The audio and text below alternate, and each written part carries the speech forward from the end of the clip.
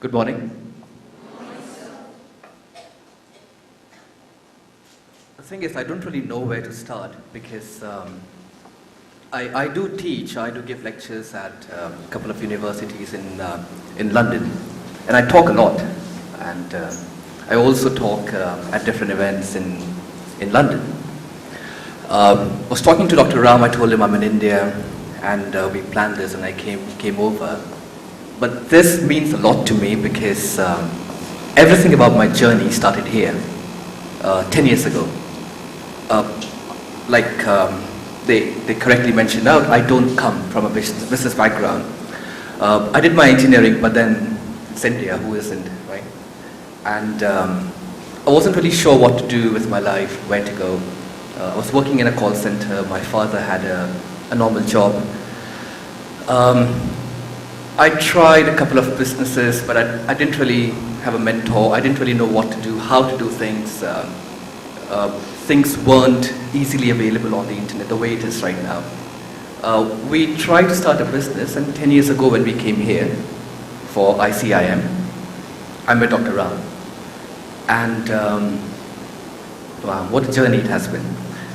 When I met Dr. Ram, there's something we were just talking about, and I told Dr. Ram, and I'm going to repeat it anyway. I had a startup. It was just an idea. It wasn't executed properly until ICIM, and I didn't really have any money to start. I had nothing. When I say any money, I mean I took a train to come to Coimbatore because I couldn't pay for flight, and that's the truth. And in the evening, I missed my train. I was going to take the train next morning. So Dr. Ram, we had dinner together, and Dr. Ram came to drop me. And we were sat in the car. It was raining. We were outside Jenny's club. And we were sat in the car talking for an hour. And Dr. Ram is obviously, as you all know, it's a big personality. And it was an honor to spend an hour with him in a car, raining outside, very romantic. And I asked Dr. Ram, I said, what's going on? Why are you talking to me? I mean, I'm nobody. I was nobody. I'm still nothing compared to Dr. Ram. I'm like, why are you spending so much time with me? Why are you investing? And Dr. Ram said, that's because, I would never forget that. And Dr. Ram said, that's because I know that one day, soon, you'll become a successful CEO, and that time I'm going to need your time. And you wouldn't make time if I don't invest. And I was like, even my mom doesn't say that. So thank you. It was quite inspirational.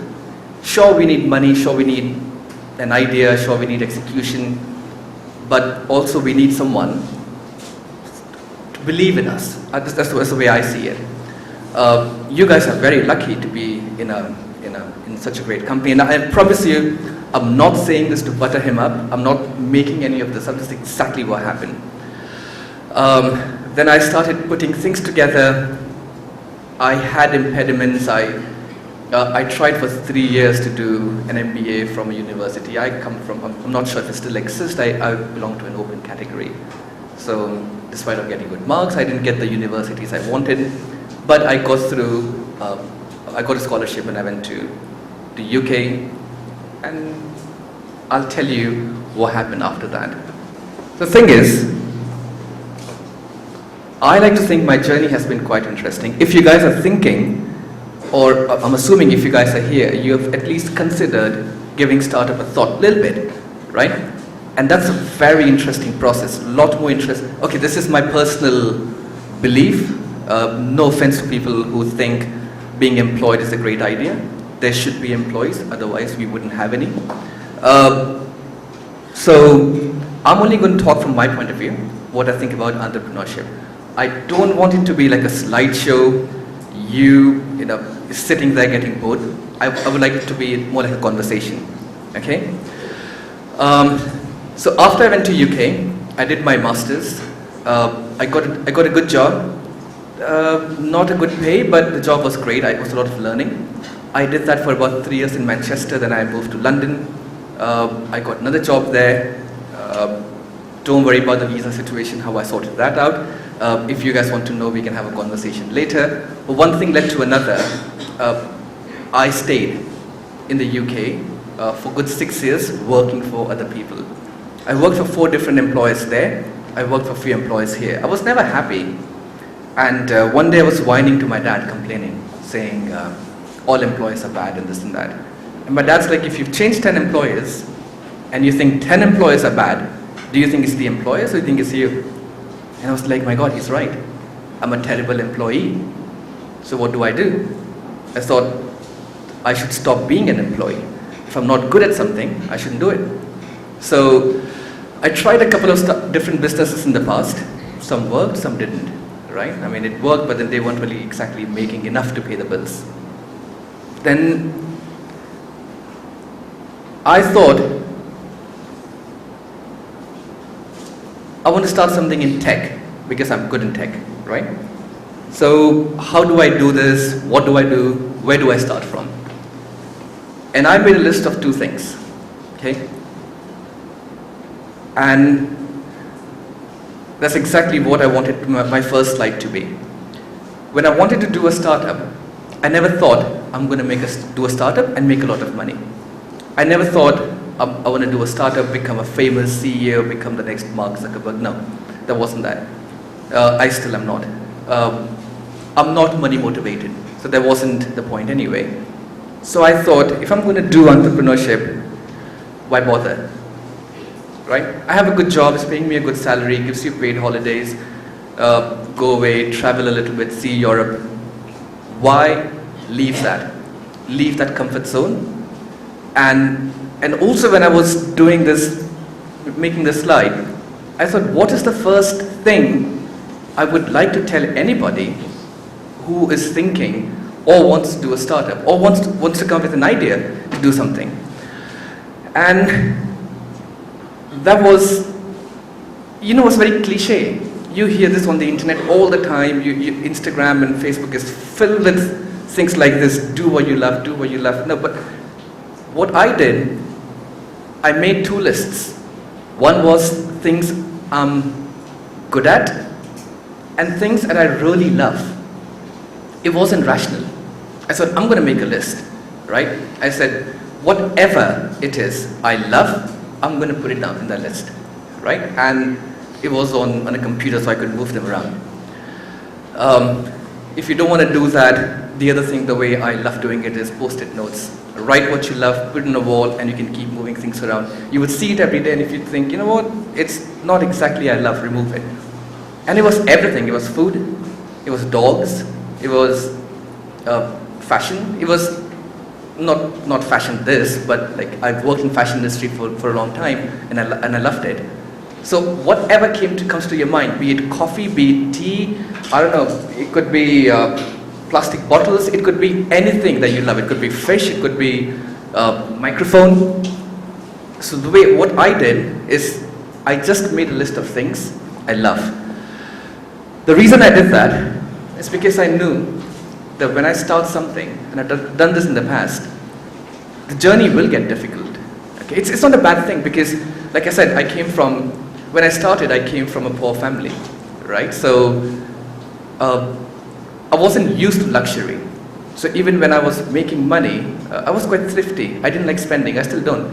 So, and I thought things will get difficult. There will be nobody paying me a salary, I won't be getting holidays. But if you're doing something you love, at least it'll feel like a holiday because you're doing what you're doing and you're kind of getting something out of it. So in my list, I kept removing and keeping things. And the 3 things that stayed on the list was tea, food, and dogs. Dogs were at the top. And I was speaking to my dad said, well, you're going to start a tea stall now in London. And it's not a bad idea. Not many people have tea stalls. But then scalability was the issue. I thought even if I start a tea stall, it's going to need, before you turn into a chain, it's going to need a different kind of skill set. I don't have that. In the second list, I made a list of things I'm good at, which included technology, because I'm an engineer, so hardware technology. I kind of worked for Dell for some time as well, and project management, and so on and so forth. So I thought if I do IT for dogs, that could be something. But then again, people were like, what are you going to do with dogs? I said, I don't know. I'm going to figure it out. And that's what I've covered in the next few slides, and what I did. And because it's a completely different industry, working with dogs and creating not just a wearable. So we now have an entire ecosystem that works with dogs. So we're not just supplying to a demand, I also had to create a demand, which was more challenging. But pretty much that's the bottom line. I did what I did because I love it. I really love dogs. I can't repeat it more than that. So before you start, I wanted to quote something which I saw a couple of years ago and I really loved it. Do you guys like Avengers? Oh, brilliant. So Thanos, just before he kills Loki, right? He says this when he's got Thor in his hand and before he throws him away. I'm a big Marvel fan, by the way. So, in his mighty voice, he says, "The hardest choices requires the strongest will." Sure, obviously his integrity was not in place. He was trying to destroy half the universe. But it's a very good point. This morning, when we were just chatting, again, Dr. Ram mentioned something, and he was telling somebody else, saying I had a lot of challenges, sort of impediments. But the only thing I think was consistent in the beginning was, I think I had a strong will. I knew I'm going to do it because I wasn't happy with where I was, right? Because if I would have continued, I would have now had a very good job in India. But don't take me wrong, I love India, but I wasn't happy doing what I was doing, and I did have to make this choice. I didn't know how I'm going to do it, right? All I knew is I want to do it, right? And again, this is not cliche, this is not internet copy-pasted, this probably is plagiarized, but that's exactly what was going on in my mind. And again, before you start, there are a few things, and I'm not trying to discourage anyone, but there are a few things, and when we're talking about strongest will, right? Even Thanos, when he was trying to do what he wanted to do, he knew he has to go and fight the universe, get the stones. So before you start, there are a few challenges you should be aware of, right? And this will happen, okay? One, it'll pay you less. So I don't know, if you have a rich uncle or a daddy or a rich partner who's going to come and join you, it's not a bad thing. That would mean you can start a business with some capital, right? 10 lakh, 15 lakh, whatever it is, and then you can decide saying, okay, I'm going to pay myself 10,000 a month for a year, whereas I can go and take a job and get 50 maybe, right? So you would still pay yourself less than what others would pay you, right? In my case, for the first year, I paid myself nothing. So from being on a good salary to going on without salary, it's a challenge, right? And I mentioned, right, tea and food. So I like eating out. But when I was paying myself nothing, there was no pizza. So I had to stop all of that. So it's a challenge, right? It's for some people going out, some people holidays, some people shopping, shoes, I don't know. All of that probably will stop, right? And that's why I'll go back to my first slide. But now you're doing something you love, right? Sure, you may not be able to shop like the way you did, but again, it's for a good reason. Second, you'll be alone. So now, we're a small team. We've got about 20 people in the UK, and then there are more people abroad working for PoochPlay. It's a tech company, so we don't really need a lot of people. We've got agencies. But even when I'm sat in the office with this 15, 20 people, whatever the team size is, I realized later, being a founder, you're alone, right? Because in the end, you're the employer, you pay, you're the boss. And people don't like to share their personal life with their managers. I don't know how the culture is here, but there they don't. So when it comes to making decision, you're alone. And I see other founders, I see other businesses also doing well, touch wood. And the ones who have co-founders, it's less lonely, right? So I think it's a good idea to start a business with a co-founder. Don't do it only because it's written here. I think my personality is such because I'm a bit of a workaholic. I like to work a lot. And if I have a co-founder who's not pulling his weight, who's not doing as much as I'm doing, I get very unhappy. And then I fight, right? I'll be pushing because I've done things with partners before. I'll be pushing them to work as much as I do, and they're like, you don't have a life, I do. And then he's right. And it doesn't work out. But if you find somebody, if you have your best friend or a good colleague, if you already, you guys are students, I'm sure you probably hang out with people who you already vibe with. It doesn't matter if they complement your personality or if they supplement your personality. If you enjoy that, consider it, right? Have a discussion saying, if I invest, will you invest? If I do X, would you do Y? Right? There's things I'm good at, but I don't like doing. Something you are, and probably you like doing it. Maybe, I don't know, share responsibilities, right? And if all of that works out, it's a good idea. You could be, look at Steve Jobs and Steve Wozniak. Okay, he didn't call him a co-founder, but Steve Jobs was very good at marketing and selling, and Wozniak was a tech genius. Worked out, right? So, I don't know, find your Woz. And the third one is the most interesting one. You guys are, will not believe that you guys are not one of the bests in the country because you're in company of Dr. Raman. Again, I'm not buttering you up. Because if spending a few days with him in the past has taught me so much, you guys have access to him all the time, right? So you guys are very employable, right? You guys look fantastic. You have access to fantastic education. When you start and you have to start with no salary and put your money in, there would be other reasons. You would see your friends working. You would see other people doing things. You'd be like, oh my God, bought a nicer car than what I have, or I probably don't have a car. But you will have a million reasons to not do what you want to do. Temptation, right? So these are some things you need to consider. And if you move on, if that feels right, then move on, right? At least you try. At least then don't look back at the past and there'll be no regrets.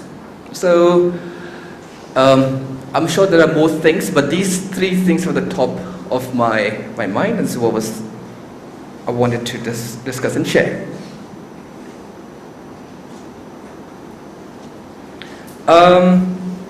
When I started, Google has launched a place in London called Google Campus. It is funded by Google, and if you're a startup, if you want to start, they give you access to a lot of things. They will even let you meet a lot of interesting people, and you learn from there. They charge you very minimum fees. You still have to pay a rent, but then it's a very good environment to start your business from. Sure, there are similar. I Googled, there are quite a few co-working spaces here as well, right? And birds of a feather flock together. If you work in a co-working space, you will always be motivated. When I was there, I got the opportunity to meet Bradley Horowitz, who's the VP of Google. And he told me, he said, we have a saying at Google, if a product is loved by millions, it's a failure. And I was like, what are you talking about? Like, I've got like 2,000 users and I'm very happy. And I was like, this was when I had 2,000.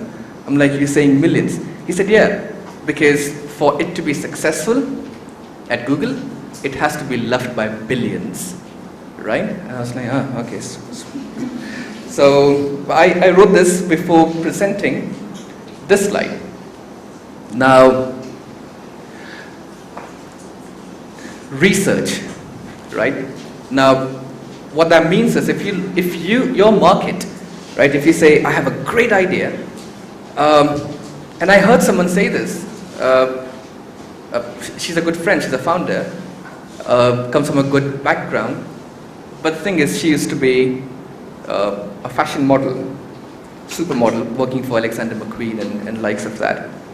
So, Alexander McQueen is an expensive designer wear, right? But not everybody can afford to or does buy Alexander McQueen. So maybe their target audience is just a few million. So her business idea was also catering to just a few million. And when I was saying the tea stall was also a good idea, it was a similar situation for me. If I do that, it'll be loved by a few thousand people, or maybe a million people, right? But I don't want it to be loved by a million people. I want it to grow. I want it to expand. I want it to be a scalable product. There's nothing wrong with creating a niche product, right? But I wanted to create something scalable. Now, before you start, before you even think of what you want to do, sure, you should know a little bit. I knew tech and I knew dogs. I knew nothing else. But even before you actually invest your time, this is what I did, and I would highly recommend doing something like that. Market size. Okay, this Alexander McQueen girl I was talking about, she wants to create an app that is meant for people with irritable bowel syndrome. Okay, don't worry, we're Indians, none of us have that. It's something which happens in the West where, you know, the morning routine is not very comfortable, let's just say that. So, and I was like, how many people do you think, one, has got that problem? And second, even if you have that problem, how many people do you think will actually get an app and modify their diet for that, right? Sure, you want to do it, but if the market is 1 million, people don't want to do it. When I talk to investors and they say if the market size is £1 billion, which is about 10,000 crores, they're not interested, right? Because if the market size is 10,000 crore and you get, let's say, 1% of it, or 3% of it, what's that? It's nothing, right? They're like, okay, if that's the market you're going to capture in 10 years, I don't want to invest, okay? So, very important, whatever you want to do, you should know what the market size is, right? Take the other example, fashion. Everybody wears clothes, right? But competition, everybody is also a fashion designer these days. So, find out what the competition is. No matter what your idea is, okay? Even if you think you've got a cure for cancer, it doesn't matter what your idea is, you have a competition. If you don't think you have a competition, there are two reasons. One, you're arrogant, and second, you're not researching enough. So if you think there's no competition, so when I was making a wearable for dog, right, I was like, who's going to do that? Even then, there were a couple of people who were doing it, right? Sure, they were not doing as well as we're doing. I think we're the best. Nothing will change that. But you should find out who your competitions are. Even if there's someone trying to do it, find out who that is. What are they doing? And find out all the details about it. When I started, okay, look, I come from Mumbai. I'm an Indian, right? We have learned to hustle. We've learned to hustle. So when I was there, I didn't want to be polite as English people, very polite. I didn't want to be polite as them, right? Because when you're out there, you're doing something, you do what you want to do. I found out who my competition is. One company, it's got orange logo. Let's not talk about them. But they were doing all right. And I was like, okay, I want to know what you're doing. I want to know what your next milestones are. I want to know what you want to do in 2 years or 3 years, right? And I was like, how do I find out? It's a small company. Information is not available on the internet. I emailed the founder and I said, I'm an investor. I'm in America right now and I'm flying to Japan. I was not. I lied. I said, I'm flying to Japan tomorrow. I said, I'm interested in investing and I would like to know your 3-year plan. And he said, no problem. Next morning, I had his entire business plan in my inbox, right? He was my competition, I knew. Now, obviously, he knows because, we're pretty much about the same. But he was my competition already in the market. And I was like, good. So he's got some good data. Let me try and get that.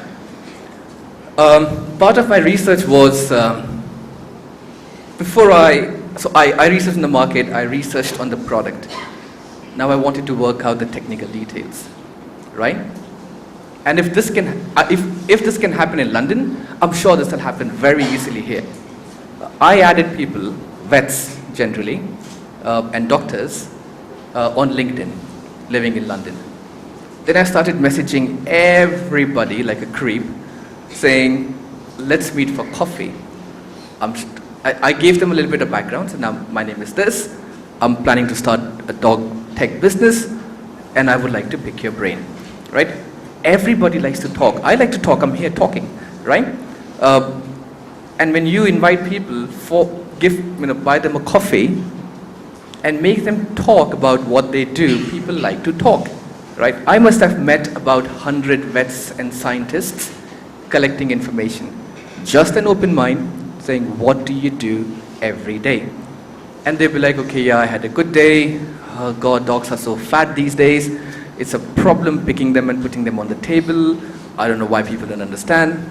And there was echoing. Everybody kept saying that.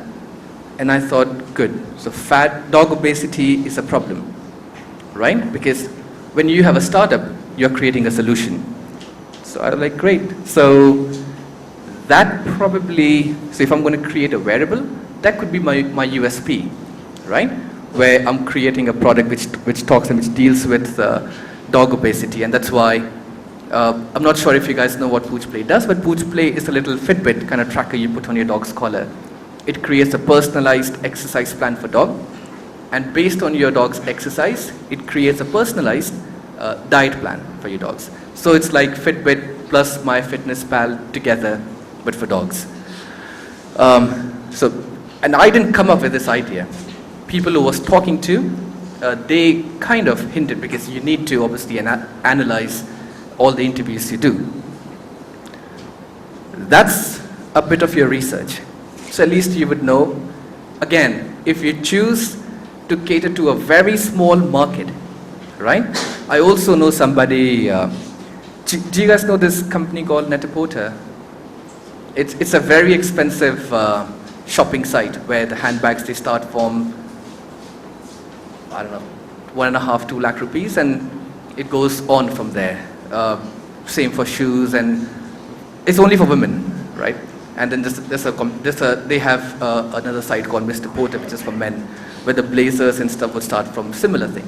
So it's super expensive shopping site. And one of the biggest investors also owns Sky TV. So his daughter started a handbag business. So obviously she has no idea how money works, right? Because always had it. So she started a business where she launched a line of handbags starting from 5 lakh rupees going up to 8 lakh rupees, right? 5,000 to 8,000 pounds. Very small market, right? But she's okay with that. That's what she wants to do. So if that's the market you choose to cater to, that's okay, right? But that should be your decision, not after you get new, like, oh my God, I thought millions are going to use it, but there are only 1,000 people interested, right? Do that research before you actually do anything. The last point, the reason I put that is because things work differently in different countries. And this is something I didn't do, right? I learned from my mistake.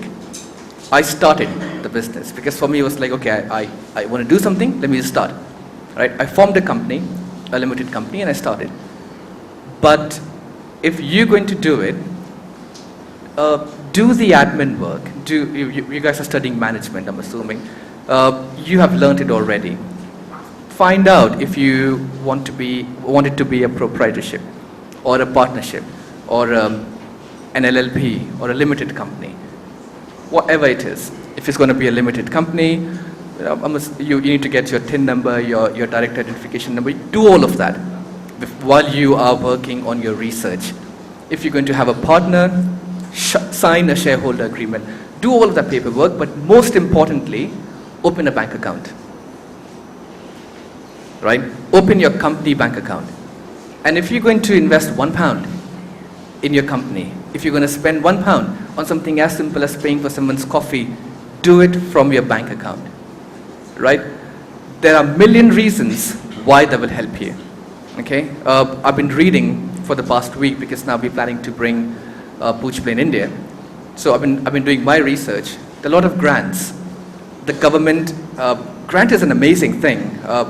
If you are planning to do a startup, write this word down, grants, right? Do a lot of research on it. grants is free money given by the government to startups. Even Indian government is doing it, right? So if you are a startup and you're going to do this, you will get some money from the government. It could be 5,000 rupees, it could be 5 lakh rupees. Doesn't matter, it's free money, which you don't have to return. You get that because you want to do it. So, again, I didn't do my research at that time, so I didn't take any grants. But if you do all of that, you can, and again, there are a lot of tax benefits, a lot of other things which you get if you have done your accounts properly, right? So if, let's say, after a year later or 2 years later, when you've got traction and you go to an investor and say, I want 1 or 2 crores, whatever you need at that time, the investor will ask you, how much did you spend? How much did you make?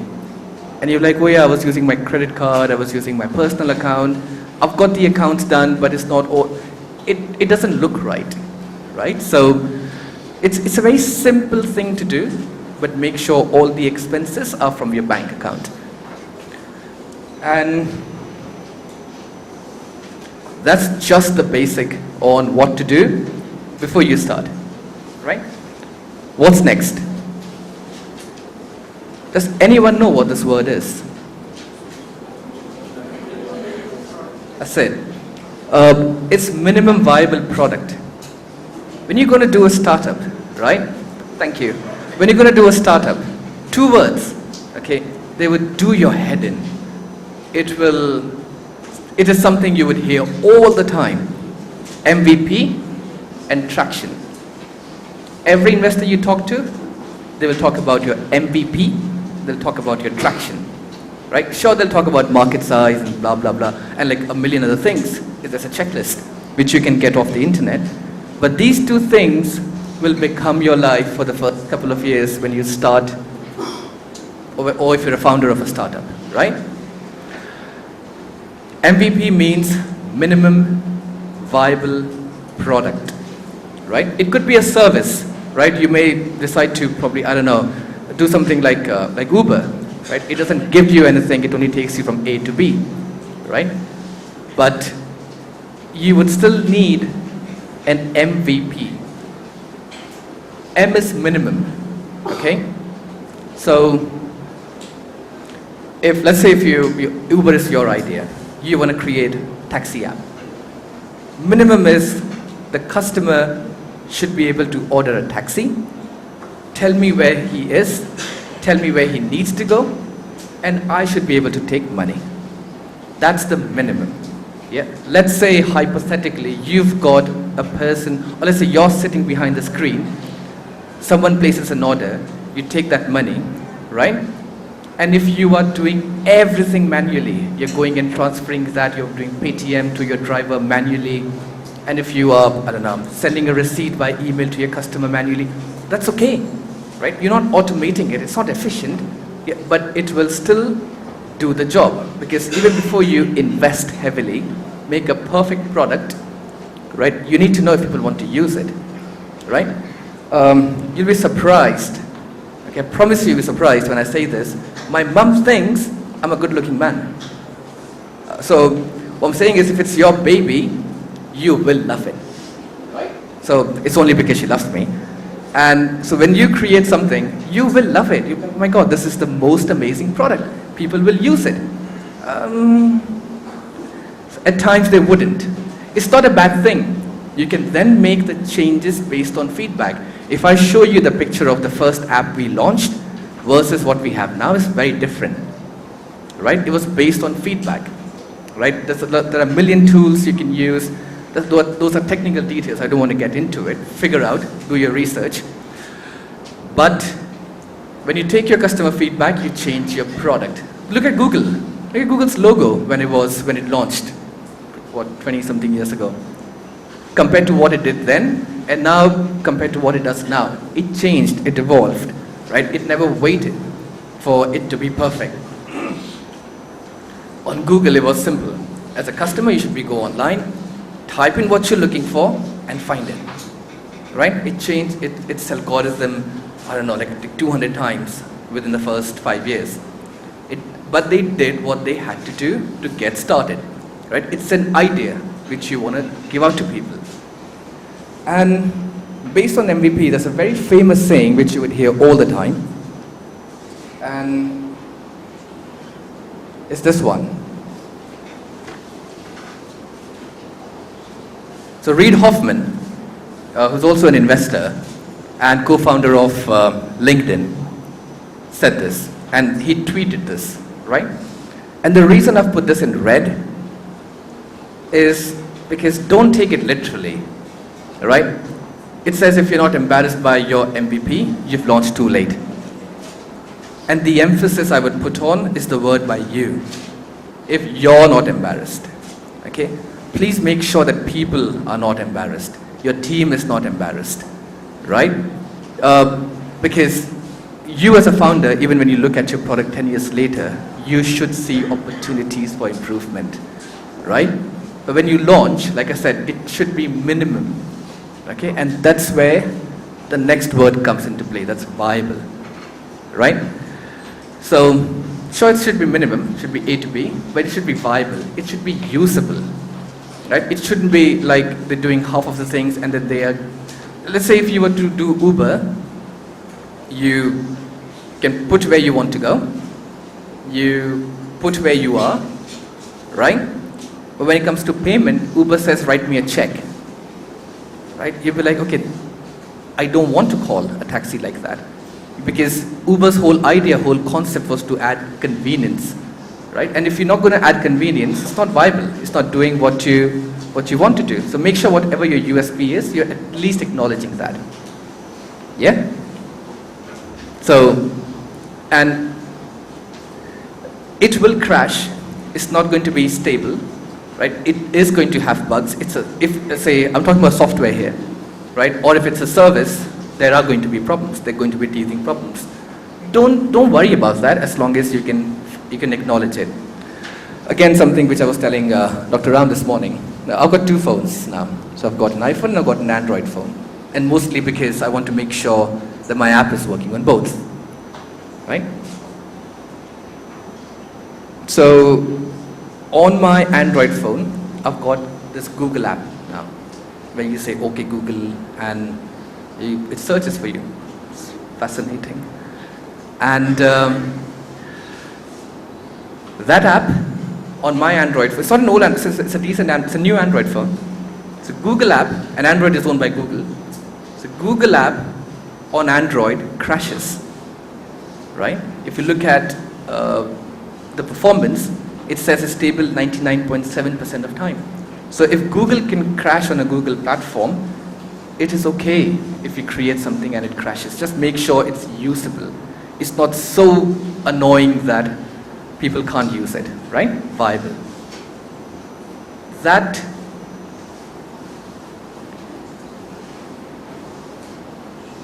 and then this. The reason I said it's okay that it crashes, it's okay if it's minimum, is because this. You have an idea, you created whatever you wanted to create, okay? But the biggest challenge even I faced was launch, right? When I created, after the whole tech was ready, the app was working, and we sell our trackers for £40 each, about 4,000 rupees, right, more or less? Or the conversion rates dropped down now. But let's say more or less, 4,000 rupees. It's not expensive. So my friend, who's also a founder, we were chatting over coffee. And he said, is your site ready? I'm like, yeah. He said, can we buy online? I said, yeah. He said, is the app working? I said, yes. He said, can I see the tracker? I'm like, here. He said, is the packaging ready? I said, yes. He said, why aren't you launching it? I'm like, it's got bugs. He said, what doesn't? The problem wasn't bugs, the problem was balls. I didn't have any. I wasn't sure if it will work. I wasn't ready for criticism. I wasn't ready to face the customer feedback. But my friend made a good offer, and he said, if you launch now, in the coffee shops, if you launch now, I'll place an order. And I was like, wow, £40. When you don't have a job, comes a lot of money. I said, £40. I said, sure, it's ready then, right? Because it was ready, I had to do nothing. He said, okay. He went on the website and he placed an order, right? The payment didn't go through immediately. He did not get a receipt. And I didn't get the confirmation. I knew there's an order, I could go and check. 3 important things, but at least I figured out right away that these 2 are the problems. I fixed it, I delivered the tracker, and my other friends offered the same thing who had dogs. They said, we'll buy. I started offering discounts, I started doing a beta testing. Right? I chose 100 people and I was like, can you please go online, maybe place an order, cancel an order, get the app, work with it, whatever works, right? And I'm so glad that my friend made me do what he made me do. Because at the end of it, PoochPlay had launched, right? It was 29th of February. So it's a day that doesn't come often, so I remember it. But thanks to him, I had got my first sale. And from there till 200 sales was quite a challenge, right? But that wasn't the point. I still know people who've been working with us in the same campus, in the same area. Now we are based what is the Silicon Valley of UK, right? It's called Old Street. So we know people who've been working on the product for the last 3 years, right? A dog tech that started developing before we did with a lot more money still haven't launched. Yeah, because what good is a product if you are not going to take it to people, right? So once you've done your MVP, very important, you launch. I read this somewhere, I don't know who the author is, I really loved it, so I'll put this here. We're judged by what we finish, not by what we start, right? Ideas are cheap. Everybody's got an idea. I'm sure a lot of people are sitting on $1 million idea, right? I know a company, they're based in the UK, and they pretty much developed the cure for cancer, right? It's quite interesting the way it works. But the thing is, the problem is testing. To cure cancer, you need humans who are willing to, get experimented on. But still, they haven't finished it, so they still aren't the people who cured cancer. So, if you have an idea saying, oh, you know what, I've got the next Facebook, or I've got the next Google, or what good is it if you don't finish it? And you don't finish until you launch, right? So, and again, that's why I said, launch. Right? When you start a startup, right? Whatever it is, right? Keep the launch date in your mind, right? It's not even on here. I'm going to give you an example, right? And pardon my geography, but let's say from here you want to go to Bangalore, right? It's in the middle of a night. It's a no moon night, right?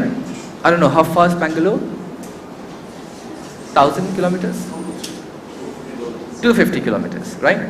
If you're driving at a speed of 40, you can finish it in 8 hours, right? So you're not driving like a maniac. You can go easy. Let's say it's a no moon night. There are no traffic lights, right? And all you have is your car headlight, right? And Google Maps, let's say. Only 2 things, right? Do you need to see the entire way to Bangalore? No. What do you need to see? The next 100 meters, 20 meters?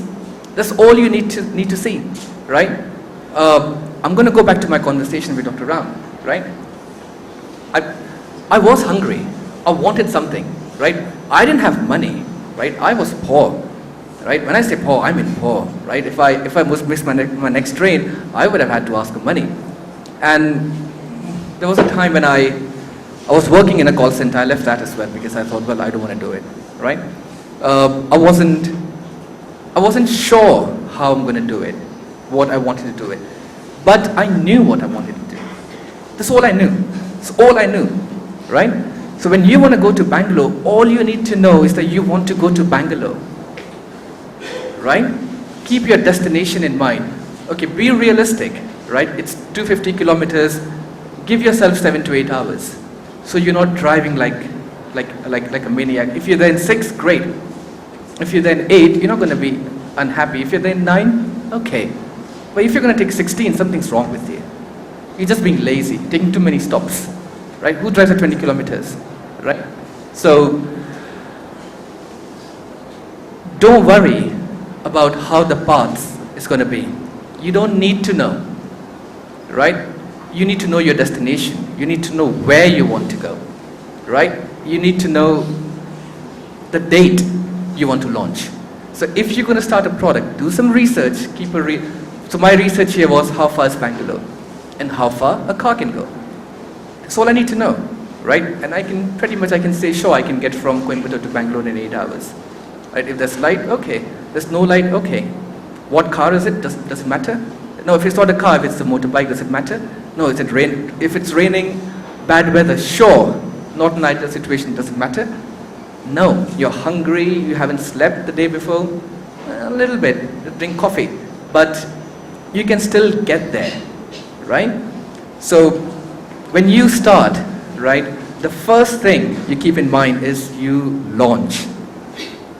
If you're going to work for a year and you're not going to launch, don't do it. You'll waste your 1 year, you'll waste your time, you'll waste your money. So if whatever it is, if you're going to do it, launch. And you hear this all the time, right?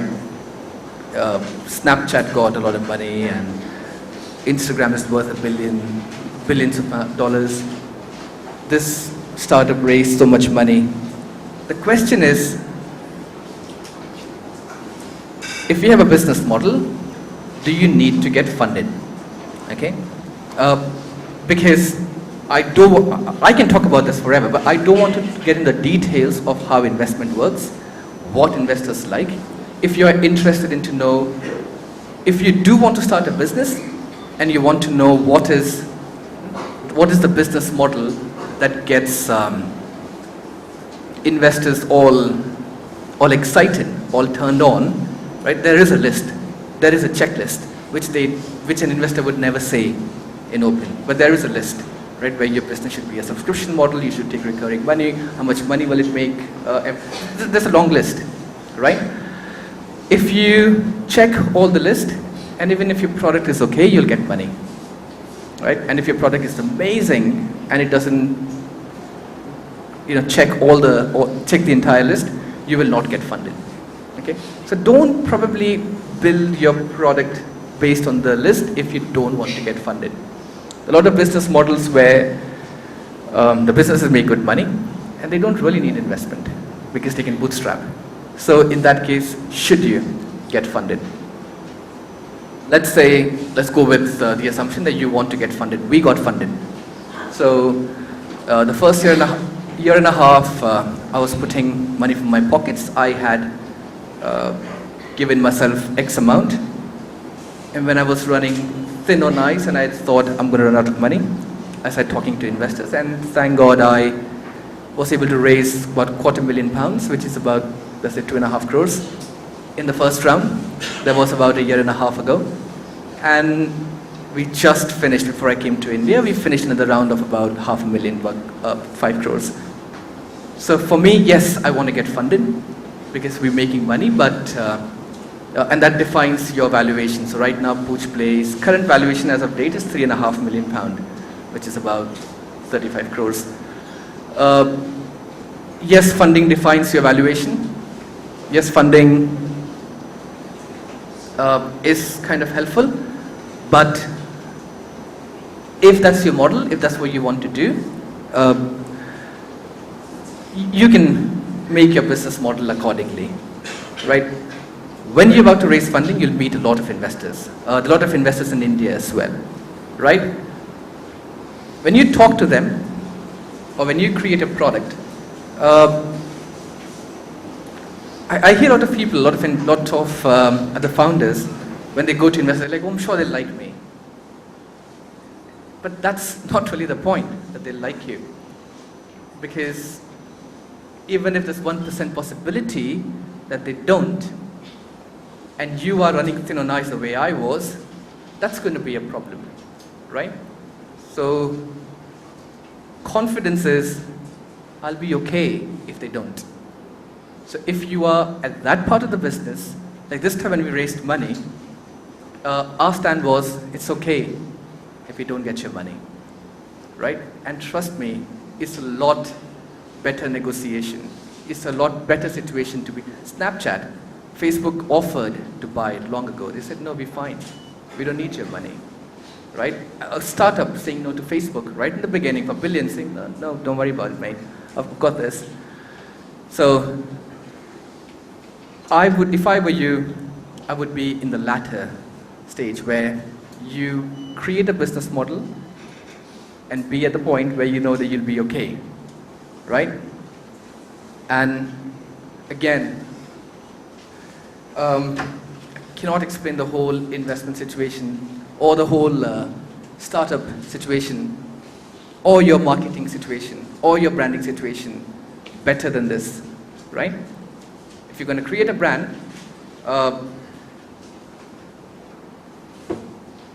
whatever you want to call it. When I called my brand PoochPlay, I'll tell you in a minute why I called it PoochPlay. When I called it PoochPlay, you will not believe the number of people who told me it's a shit name, right? And I was like, well, sorry, that's the name I chose. And now, the same people, they may have forgotten what they said. They're like, oh, I've always loved the name, it's a brilliant name. But I did not change the name because people didn't like it, right? And do you guys listen to Aerosmith at all? So it's a rock and roll band from 80s and 90s, right? I called my company My Pet's Pal, right? I was going to do it for dogs and cats both. But then I thought, I don't like cats that much, so I'm only going to focus on dogs. Cats are beautiful, don't take me wrong, but I don't like it that much. I got sued by a huge telephone company in the UK, saying that's the name we've already registered. And I was like, okay, I've got to change it. I was on a holiday in Thailand, and I thought, what should I call it? Right? I don't want to give it too much thought, because in the end, name doesn't matter. Right? Next is an electronic company here in the UK, and next is a big successful fashion company in the UK. Right? It's the same name doing very well. Apple, right? If someone would have told him, like, hey, what are you doing? Right? It did not make sense, right? But I thought it's just a name, that doesn't matter. So they just think of something quickly and change it. And I was on a holiday, I was thinking about it. There's a song by Aerosmith called Just Push Play, right? It's in this environment, I can't say the entire lyrics, but let's just stick to that. The song's name is Just Push Play. And I thought, wait, it's a nice name, right? And I stopped the car, and I went to Google on GoDaddy, and I looked up Just PoochPlay, right? And the name was available. I thought, let's just take that. What do people know? The site is still called just PoochPlay.com, and I removed the just and called the app PoochPlay, right? Now, people don't know, and they're like, oh yeah, it's a nice. And I was attending a branding seminar by a company called Landor, who was pitching to us, and they are the ones who created Ariel. They're the ones who created Alexa, Amazon. So they've created one of the biggest brands in the world, and they were doing a presentation to us to get business. And they said, we see why you've chosen the name PoochPlay. That's because it's about pooches, you encourage them to play, and this it's a play. I'm like, what are you talking about? And I was like, yeah, but it wasn't the thing, right? I did not think anything like that. Now, when they are doing the brand analysis, they have a million things to say about it. I did not do any of that. I just thought it was fun, and I liked it, and I love Aerosmith. So that was that. Now, in the end, now again, same thing goes to your investors. If you love what you do, right? If you love your financial plan, and if you go and you present it confidently, your investors will love it, right? Because in the end, they're putting money on projections. They haven't seen it happen. You're going to like, you know what, put £1 million in me, and 5 years later, I'll give you 5, right? What if you don't, right? But that's your decision. That's what you've chosen to give to them. And if you love your decision, if you like it, they like it. Take any example, right? Be it your customer service, be it any other part of it. If you love it, right, you don't need others to love it, right? They will love it because you love it so much, right? I mean, if you look at, I was watching this interview by Elon Musk, right? And someone compared him to Jeff Bezos, right? It's a recent interview, and he's saying, who? And he's saying Jeff Bezos. He said, I don't know who he is, right? And because he said, because they are planning to do something similar, launch a competition in the sector, he said, what do you think about their product? He said, who? I don't know, right? He said, I love what I do, and that's what I know, right? So, okay, of course he knows who Jeff Bezos is. What I'm saying is, but he loves doing what he does so much that he refuses to acknowledge or talk about it. I'm not saying demean other people and go out and start talking shit about people. Don't do that. What I'm saying is, whatever you're going to do, remember the first line? Do it because you love it. And if you really love it, you love all the decisions you make. And if you really do, you don't really have to, like when I thought, like I told you again, going back to the thing, when I told my mum I'm going to leave my job here, I'm going to go to UK, I'm going to probably do a master's, maybe get a job, she didn't like it. She's like, what are you doing? She's like, you have a job here, why are you taking all those risks? When I had a good job, and I thought, life is comfortable, I'm going to leave my job and start a business, people didn't like it. People in my life, people who loved me, they're like, what are you doing? It's a good job. Why are you leaving your job, right? But that was my decision. So that's pretty much the sign off, the last slide. But that's how it has always been. Now I want to create tech for dogs, and people were like, create tech. My cousin is a very famous doctor. He said, create tech for babies, bigger market. I don't care, bigger market. Babies. I like babies, love babies. Who doesn't? But I didn't want to work with babies, right? And imagine creating something for a baby and the baby eats it. Oh my God. Dog eats it, sure, you'll get it next morning. But it was an easier thing to do, right? So, and not because it was the right thing to do, because I loved it. And I am talking too much about that, so I'm going to move on. And yeah, I don't really need to explain this. So it did happen every time. Like I said, when I was doing a startup, I had to leave a job. The first year, as I said, was challenging. Things will be difficult. Things will fall apart, but that doesn't mean, look, even before the humans were born, the asteroid hit the Earth, no? The dinosaurs and everything were wiped out. So look at Big Bang. So even before the universe was created, it all fell apart first. So there's a lot to learn from quantum physics there.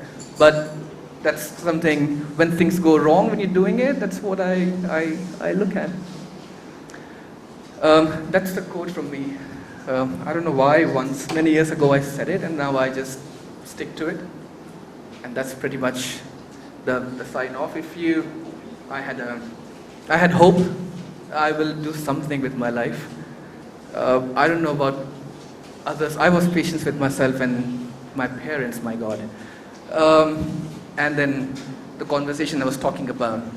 And the reason it was so important, that because I finally had at least somebody who believed that it will work out, right? So that's pretty much been my mantra. No, it's no management thing, and those three words I live by.